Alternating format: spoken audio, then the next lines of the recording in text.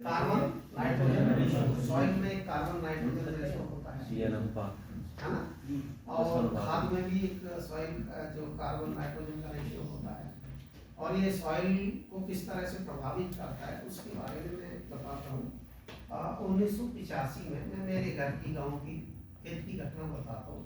तो उस समय माने जो पशुओं से जो है ये मड़ाई की जाती थी, जो थ्रेसिंग थी 1985 के पहले बहुत रेयरली मैकेनिकल था, है ना। अब ये छोटे बच्चे तो 1985 के बाद के भी होंगे, कई बच्चे हैं 2000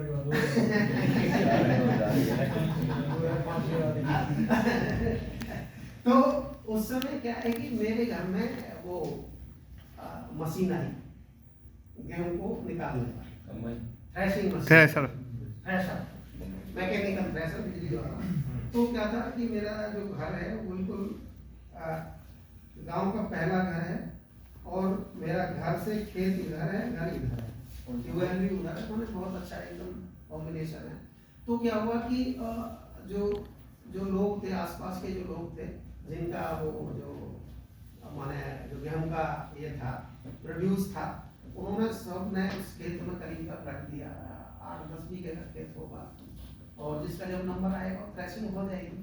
और ये बुलंदशहर से हूँ मैं, वहाँ गेहूं मक्का का पैटर्न था पहले, अब तो मक्का थोड़ी कम हो गई है, अब डाइवर्सिफाइड हो गया था, हमने उसका जगह ले लिए और कई फसलों ले लिए। तो क्या हुआ कि पूरे सीजन उस खेत में जो है वो लाख बोलते हैं या क्या बोलते हैं, या जो भी लोकल भाषा में बोलते हैं, आफ्टर हार्वेस्टिंग द व्हीट जो है, जो थ्रेशिंग के लिए रखा जाता है, वो हम उस चीज की बात कर रहे हैं, ठीक है।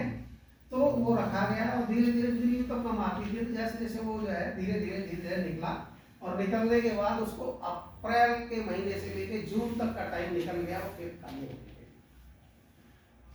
तो क्या हुआ कि भूसा दाना सब उठा ले गए, और उसके बाद एक फाइन डस्ट रह जाती है, क्या बोलते हैं उसको,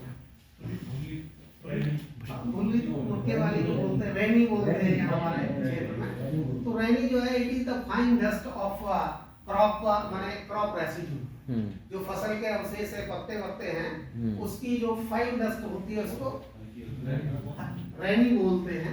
या कई बार गांठा भी सूख जाता था, उसको भी कोई नहीं उठाता था, तो वो गांठा माने गांठे जो थी, जो गेहूं की जो नाली होती है, पौधा होता है, उसकी गांठे कई बार नहीं टूट पाती है, हाँ। तो वो रैनी तूड़ी वहां पे रह गई, और बहुत कम टाइम मिला, जल्दी से खाद डाली, जल्दी से पानी लगाया, उसमें मक्का बो दी। तो बाकी खेतों में तो मक्का एकदम किलकिलाती हुई बहुत बढ़िया ग्रीन निकलती थी, क्योंकि हमारा बाड़े का खेत है, अच्छा खाद पानी लगता है, लोगों का खाद भी बहुत अच्छा लगता है उस टाइम में। तो बाकी खेतों में एकदम बहुत बढ़िया निकली, और उस खेत में जो मक्का निकली बिल्कुल ऐसे बोलते थे हल्दी जैसा कलर, माने when the maize germinate the colour was yellow, pale colour की थी, पीली कलर की थी। तो सब लोग देखते बोले अरे इस बात में मुझे पता नहीं क्या होगा, कैसे होगा, क्या होगा, कैसे होगा।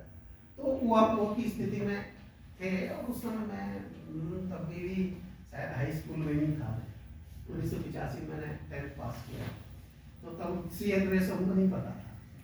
तो सोचे थे कि फिर हमको जो जैसे ही हम बीएससी एमएससी में आए, एमएससी में जाके थोड़ा चक्षु ने खुल के काम करना शुरू किया, तो देखते देखते क्या है कि वो फसल करीब 1 महीने तक जो है ऐसे रही कि किसी ने उस पर जादू टोना कर दिया, और जैसे ही एक से 1.25 महीना बीता, और वैसे 3-4 दिन के अंदर उसका जो कलर था एकदम डार्क ग्रीन हुआ, और जो ग्रोथ स्टंटेड थी, जो रेस्ट्रिक्टेड थी, उसने जो अपनी स्पीड जो है अगले 15 महीने में पिकअप कर ली, और उस मक्का से जो बाजू वाला खेत था उससे ऊपर चली गई। तो हुआ क्या था, मैं सीएम रेशो का ट्रू स्टोरी आपको बताऊं ताकि समझ में आ जाए।